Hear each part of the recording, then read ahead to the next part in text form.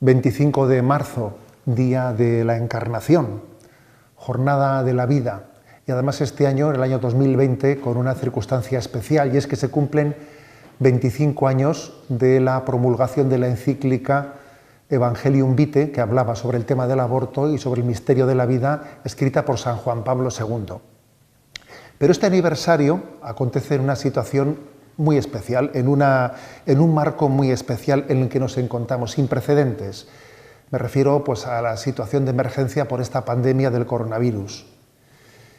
Y creo, antes de entrar directamente en la materia de esta encíclica y de su aniversario, que estamos ante una gran oportunidad de regeneración moral. Sí, creo que esta situación crítica en la que nos encontramos, creo que puede resultar una gran oportunidad para el avance de la cultura de la vida y para el retroceso de la cultura de la muerte. Yo creo que está generando esta situación tan dura una gran sensibilidad en favor de la vida.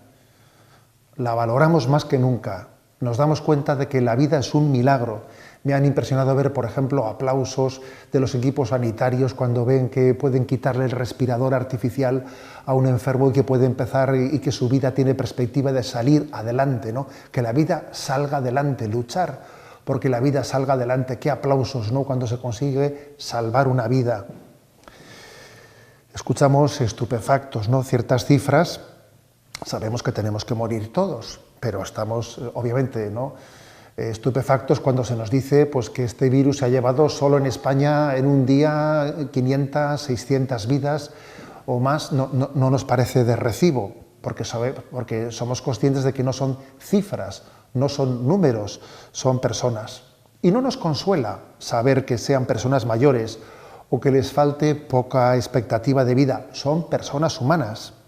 Más aún, me ha impresionado esto, nos escandaliza el triaje, una expresión que muchas personas no tenían incorporada en su lenguaje y que en este momento pues, ha pasado a ser algo que nos pone los pelos como escarpias, ¿no? Una palabra maldita.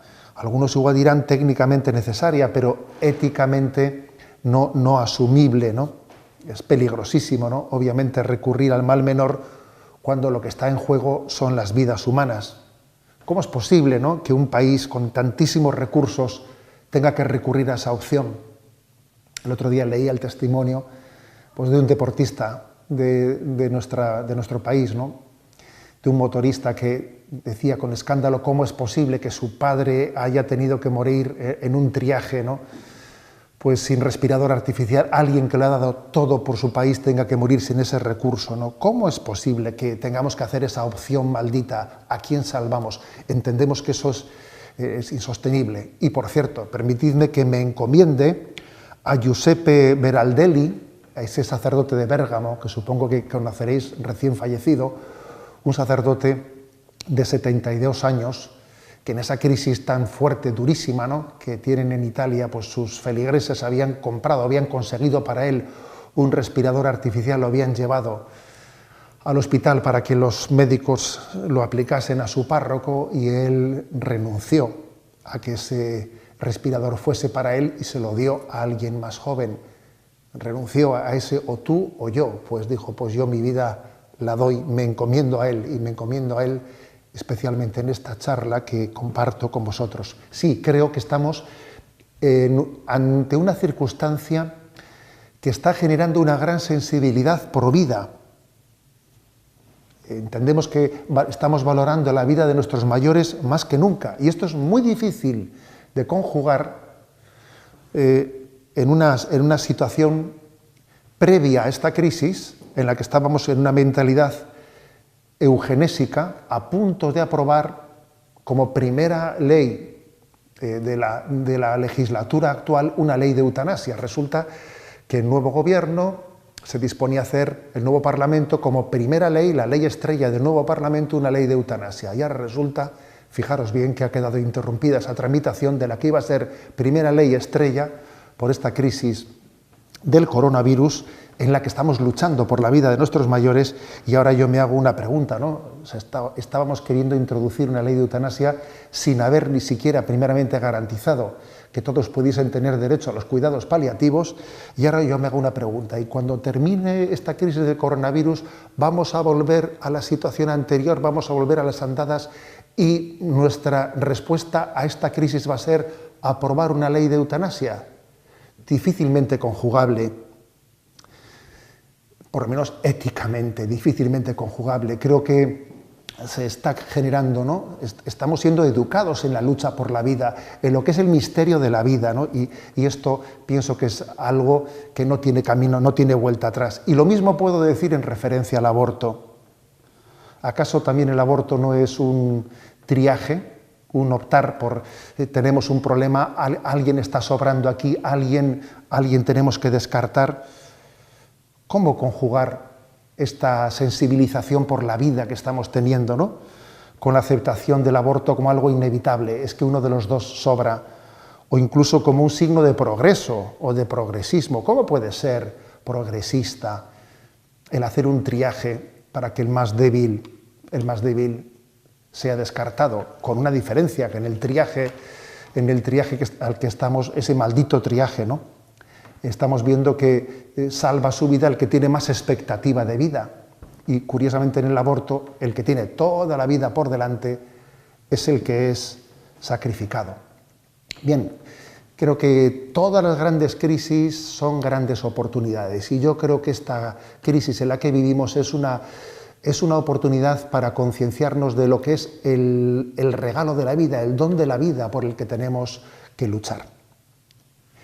Bueno, y hablando ya directamente de la encíclica Evangelium Vitae, ¿no?, después de haber hecho este marco, esta enmarcación en el momento en el que estamos. ¿Qué dijo la encíclica Evangelium Vitae en el año 1955, escrita por San Juan Pablo II? Bueno, nos habló de las amenazas a la vida en la mentalidad contemporánea, que por desgracia, 25 años después, no han cambiado esas amenazas. Yo creo que me atrevería a resumirlas en 4, ¿no? No sigo literalmente la encíclica, sino que me tomo ciertas libertades para hacer más ágil la exposición. Por una parte, creo que una amenaza contra la vida humana de nuestra cultura contemporánea es el concepto equivocado, trastocado de libertad.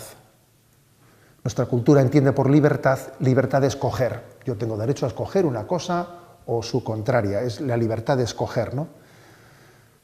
En base a la ideología del deseo, uno tiene derecho a que sus deseos se conviertan en ley. Y entonces la libertad está desligada de la necesidad de respetar la naturaleza. No es la verdad la que nos hace libres, sino que es mi libertad el que escoge la verdad, una verdad a conveniencia, ¿no? Por ejemplo, permitidme un ejemplo práctico para no teorizar y ser abstractos.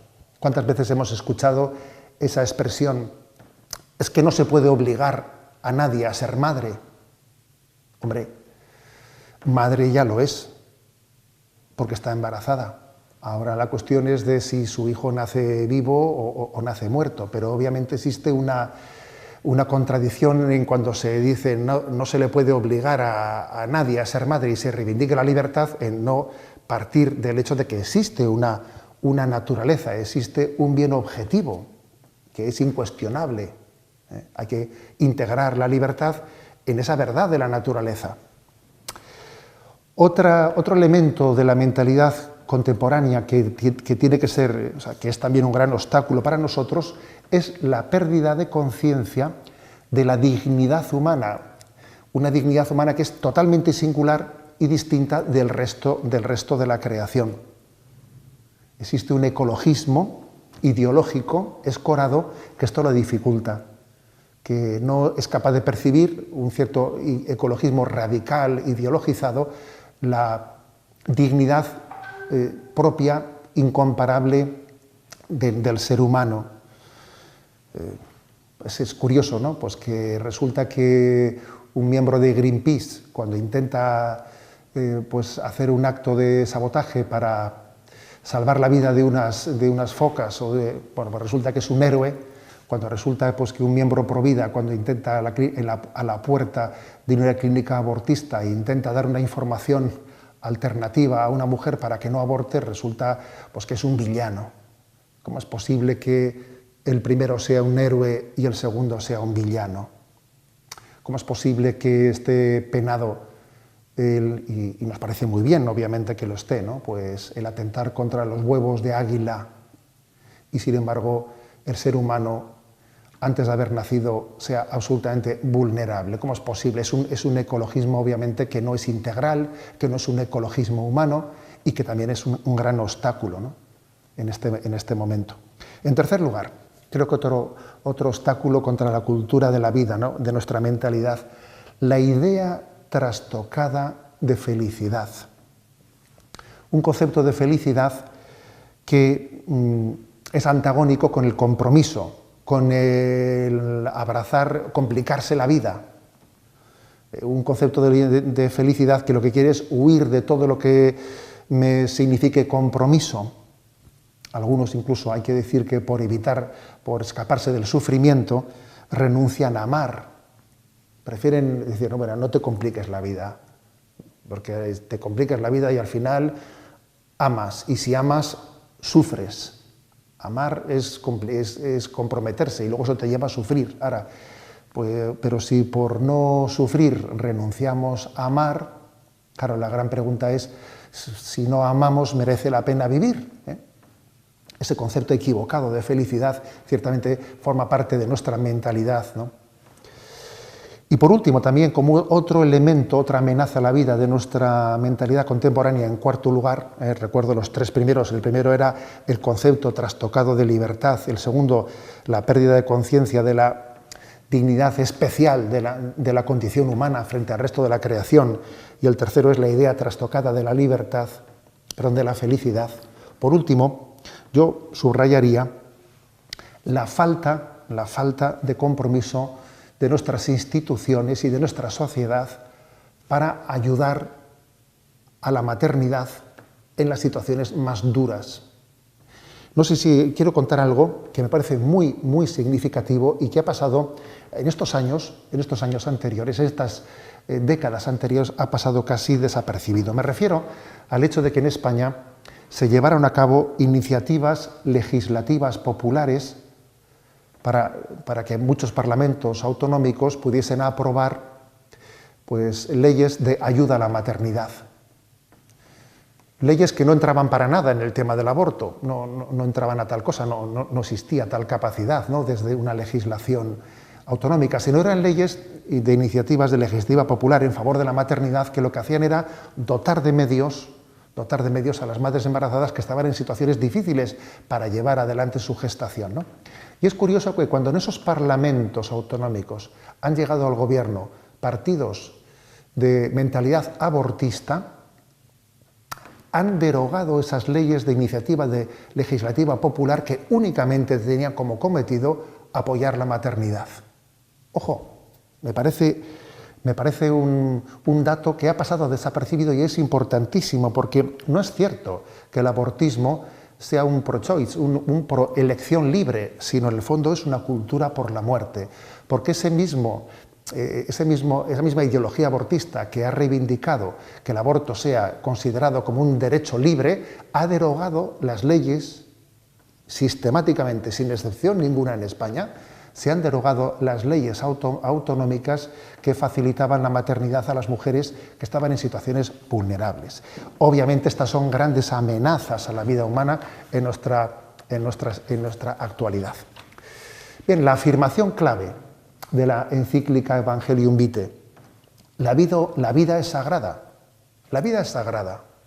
Ya sé que esta expresión puede ser afirmada desde un punto de vista más, digamos, teológico o desde un punto de vista más común, más, digamos, vulgar. Es que esto es sagrado, no se puede tocar, ¿no? Pero bueno, dicho desde ambos puntos de vista, la vida es sagrada.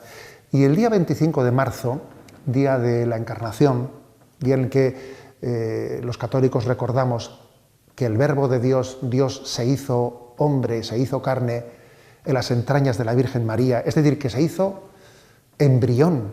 Hubo un momento en que Dios también fue un embrión en el seno de la Virgen María, ¿no? Y que pasó por esa etapa, la etapa de mayor fragilidad que tiene el ser humano. Bueno, pues este es el día clave, el día 25 de marzo, el día de la Encarnación, el día en que María queda en estado de buena esperanza, es el día clave para celebrar la jornada de la vida. ¿Por qué? Porque Jesucristo revela al hombre su propia dignidad. Es Jesucristo, es el Dios encarnado, el que nos hace caer en cuenta a nosotros de que la vida humana es digna. ¿Cómo no va a ser vida humana absolutamente digna si en el seno de María era al mismo tiempo vida divina? Bueno, algunos me diréis, bueno, pero ese mensaje que usted está dando es un mensaje plenamente religioso y por lo tanto servirá para los que sean católicos, pero para los que no lo sean, y obviamente este vídeo lo verán personas de toda sensibilidad. Pues no es así, porque nosotros afirmamos, los católicos afirmamos, que el respeto a la vida humana no solo es por mandamiento divino, no solo es por una sensibilidad religiosa, sino que es algo que es de ley natural, de ley natural. Me permito referiros una conocida frase de Chesterton, ¿no?, que decía él: quitad lo sobrenatural y no os vais a encontrar con lo natural, sino con lo antinatural. ¿Qué quiero decir con esto? Que claro que el respeto a la vida humana incipiente es de ley natural, pero por desgracia comprobamos que la ley natural muchas veces no se reconoce, no se respeta, y que a veces cuando no existe una iluminación sobrenatural, ni siquiera nos quedamos en lo natural, sino en lo antinatural. A veces sin la ayuda de la revelación, pues lo que acontece no es que vivamos a un nivel meramente natural, sino antinatural. Os lo digo de otra manera, para que también lo veamos con mayor claridad. El aborto, nosotros no decimos, ¿no?, que el aborto sea malo, sea rechazable, porque para nosotros sea pecado. Como para nosotros es pecado, entonces el aborto es malo. No. Más bien es un pecado porque es algo contra el hombre. O sea, no es malo porque sea pecado, sino que es pecado porque es malo. Como decía Santo Tomás de Aquino, ofende a Dios lo que daña al hombre. O sea, la palabra pecado no significa otra cosa. Ofende a Dios lo que daña al hombre. Pero incluso el que no haya llegado a descubrir la existencia de Dios tiene que reconocer que daña al hombre. ¿Cómo no va a dañar al hombre, no? El acabar con la vida humana en su estado más incipiente, en su estado de mayor debilidad. Dando un paso más, hay que decir que la ciencia y la ética van de la mano. Y especialmente en este punto van de la mano. El dato científico es incontrovertible. La vida humana tiene su inicio en el momento de la concepción. A partir de ese instante no hay ningún salto cualitativo, sino meramente cuantitativo.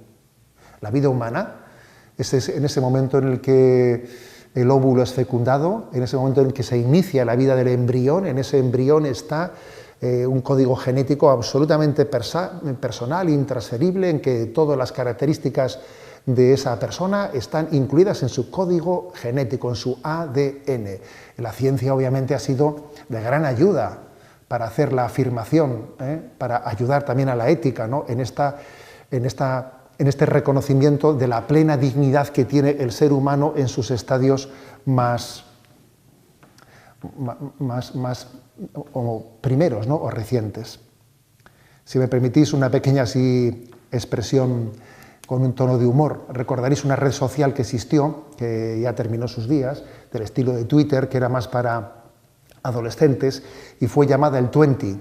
El 20. Bueno, pues algunos decían, parafraseando el nombre de esa red social, es un tú en ti. No eres tú, es un tú en ti. La vida humana no forma parte de tu cuerpo, no es como tu pelo, no, tiene una personalidad propia, tiene una identidad propia, es un tú en ti. Por eso, no, insisto, la causa provida va de la mano de la comunidad científica más prestigiosa, ¿no? Y quiero citar a Jérôme Lejeune, que fue, pues, el premio Nobel de Medicina, porque él fue el que descubrió la trisomía 21 en el año 1958, ¿no?, que explica el origen del síndrome de Down, Y bueno, pues también pienso que él es una autoridad científica que ha iluminado también desde la ciencia toda la causa provida. Por cierto, con una causa de beatificación introducida en el caso de esta persona tan destacada, ¿no? Jérôme Lejeune.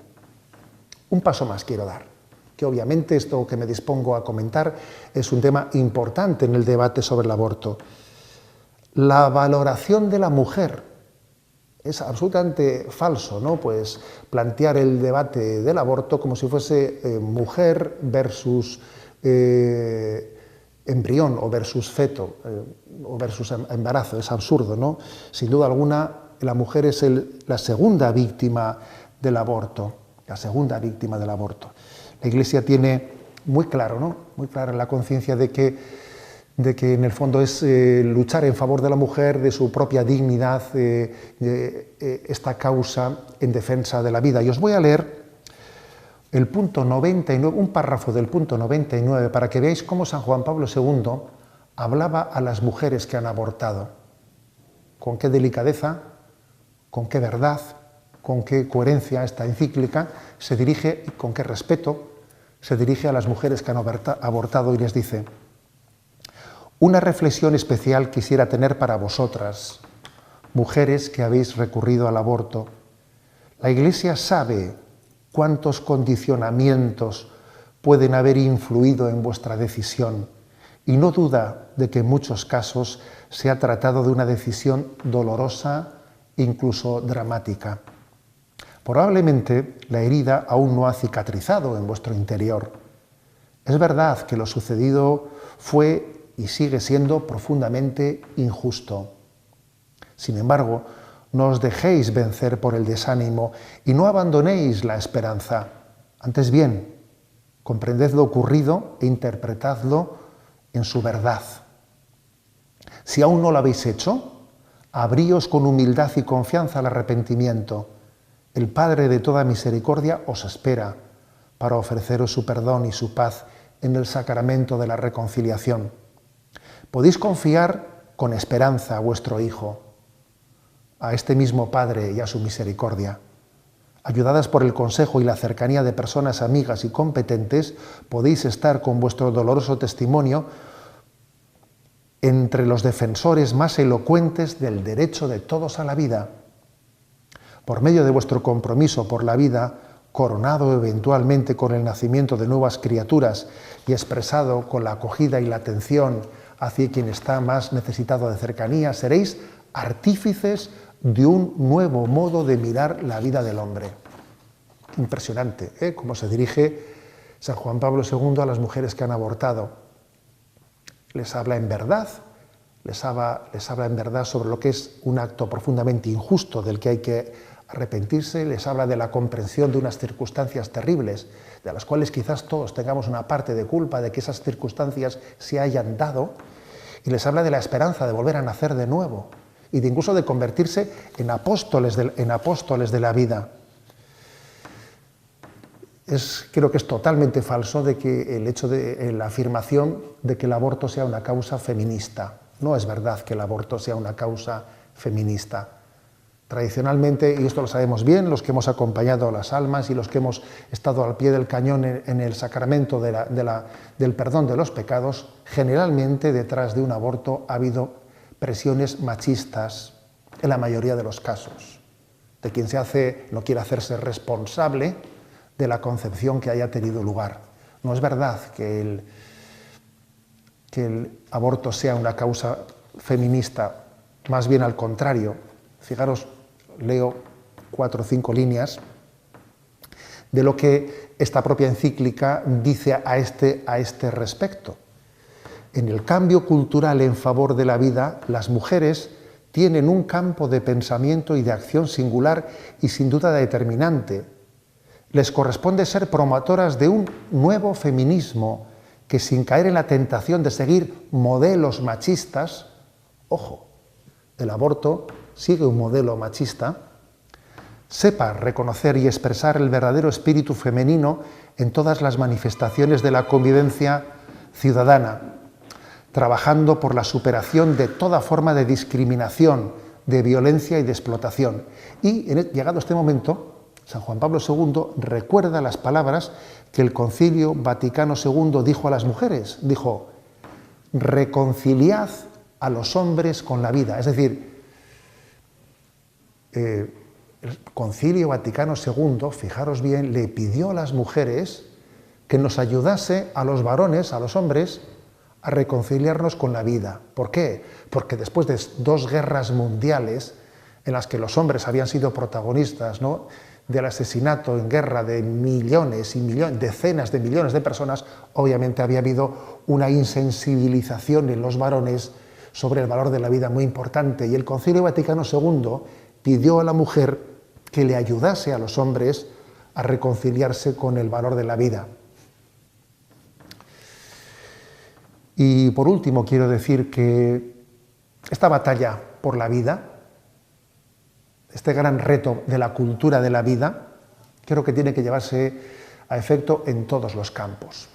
En todos los campos, en el campo de la enseñanza, en el campo del arte, en el campo del cine, en el campo de la literatura. Todos los terrenos son importantes. Esta es una gran batalla cultural. La opción evangélica será de gran ayuda en esta batalla, porque el Evangelio apuesta por el valor de lo pequeño, de lo humilde, de lo sencillo. El Evangelio dice que el reino de Dios se parece a un grano de mostaza, que es la más pequeñita de las semillas, pero que luego cuando crece, bajo sus ramas se cobijan los pájaros. Así también ocurre con ese pequeño embrión, que es casi invisible si no es a través de medios tecnológicos, pero luego cuando crece es capaz de cobijar la vida y transmitir la vida. Es una gran batalla, ¿no?, la batalla cultural, en todos los órdenes, incluido el del ecologismo integral. Creemos también en la causa ecologista, en un ecologismo integral, en un ecologismo que descubra la dignidad del hombre en medio de esta vida.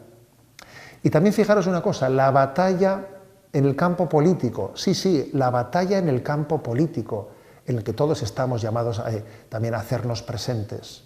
Por desgracia, de una manera inexorable, la causa del aborto está ausente del ideario de la inmensa mayoría de los partidos políticos. La llamada, y subrayo esto, ¿no?, la llamada izquierda promulga el aborto diciendo que es un derecho por la libertad de elección del hombre. Cuando la izquierda hace tal cosa, la llamada derecha pues se opone. Cuando luego esa supuesta derecha gobierna, finalmente acaba asumiendo lo que anteriormente se había hecho y se opta por un silencio. Por su parte, el Tribunal Constitucional lleva adelante un silencio inexplicable en no pronunciarse, en estar en un silencio inexplicable y no justificable de ninguna de las maneras, cuando se le ha pedido que dictamine sobre si la ley actual en España es constitucional o no es constitucional, y su silencio es clamoroso. Por lo tanto, existe una batalla política, existe una batalla jurídica que también es importante. No digo que sea el único campo de batalla, pero este campo también es importante. Y me permito subrayar un aspecto, porque la encíclica Evangelium Vitae fue también importante por una afirmación que hizo. ¿Cómo puede hacerse un católico presente en esta batalla política en favor de la preservación del derecho a la vida de los seres concebidos y no nacidos, cuando a veces es casi imposible que pueda llevar en solitario esa batalla en medio de un parlamento en el que la gran mayoría pues están a favor de un aborto absolutamente libre, y él es muy difícil que pueda hacer viable una iniciativa de ley de derogación absoluta del aborto, de aborto cero como debiera de ser, y no tiene el mínimo de mayoría necesaria para poder llevar adelante una iniciativa como esa, ¿no? Bueno, pues al propósito de esto, de cómo un político bien sea católico o no siendo católico, sea de recta conciencia, cómo debe de actuar, Evangelium Vitae hizo una afirmación muy importante, que os lo voy a leer. Un problema concreto de conciencia podría darse en los casos en los que un voto parlamentario resultase determinante para favorecer una ley de aborto más restrictiva, es decir, dirigida a restringir el número de abortos autorizados, como alternativa a otra ley más permisiva, ya en vigor o en fase de votación. No son raros casos semejantes. En efecto, se constata el dato de que mientras en algunas partes del mundo continúan las campañas por la introducción de leyes a favor del aborto, pocas veces por poderosos organismos internacionales, en otras naciones, particularmente aquellas que hayan tenido ya la experiencia amarga de las legislaciones permisivas del aborto, van apareciendo señales de revisión.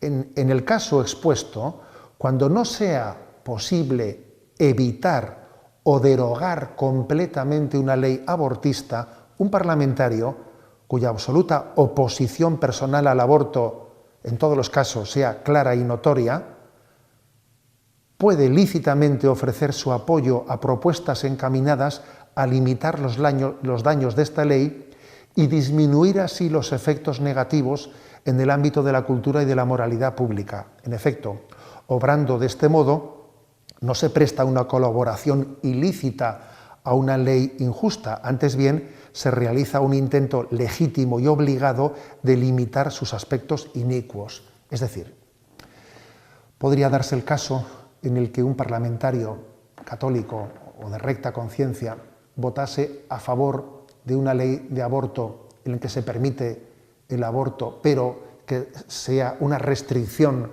de una ley del aborto todavía más amplia, y votar a favor de una ley que restrinja la anterior aunque mantenga el aborto.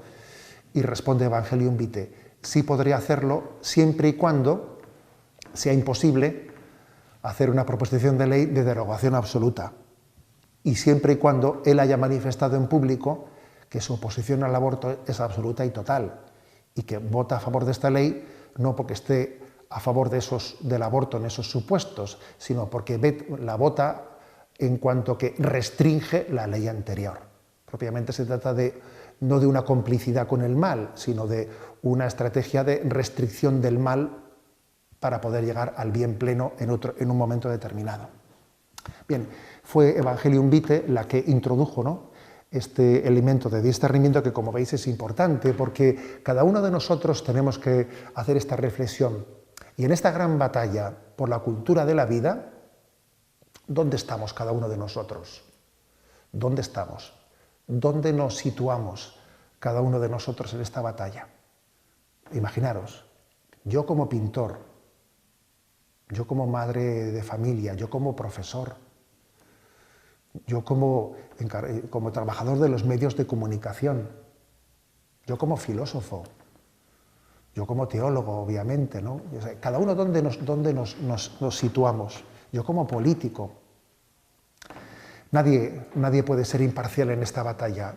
Está teniendo lugar una gran batalla entre la cultura de la vida y la cultura de la muerte. Y yo os invito, ¿no?, a que en este 25 aniversario de Evangelium Vitae, este 25 aniversario, tengamos la gran conciencia de que la vida es un milagro. Y lo decimos en medio de esta situación tan dura en la que estamos. Sí, la vida es un milagro.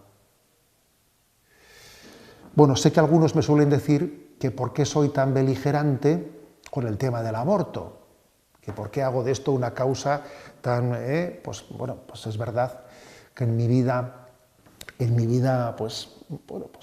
yo también fui un joven provida, antes de ser un sacerdote, fui un joven provida, y algunas veces me han dicho, bueno, pero ¿por qué te obsesionas tanto, ¿no?, con este tema? Y yo, cuando en una ocasión me preguntaron eso, les dije, bueno, discúlpame, pero es que tengo una razón personal que me condiciona mucho en este sentido, ¿no? Me quedé callado. Y entonces me preguntaron, bueno, ¿y cuál es? Si se puede saber, ¿no? Y yo le dije, mira, es que yo también fui un embrión. Esa fue mi respuesta, es que yo también fui un embrión y por eso tengo tanto interés en esta causa. Yo también fui un embrión, todos hemos sido un embrión, todos hemos pasado por esa etapa de la vida de máxima fragilidad. Y tuve la suerte, ¿no?, de encontrar pues, un seno acogedor como el que Jesús tuvo en María, y por eso pienso que tengo el deber, ¿no?, de cantar el valor y la dignidad de la vida y de hacer lo que pueda, ¿no?, pues para quienes tienen situaciones más difíciles que las que yo he tenido, lo puedan tener más fácil, porque entre todos hacemos uno. Y como dice un refrán africano, a un niño, para poderlo educar, en el fondo hace falta una tribu entera, y obviamente será la familia, ¿no?, la familia la que salve la vida, pero todos nos tenemos que implicar, es la tribu entera, es la sociedad entera, ¿no?, la que tiene que hacer la causa de la vida. 25 de marzo, 25 de marzo, jornada por la vida, día de la Encarnación, en el que descubrimos que la vida, para todos, es sagrada.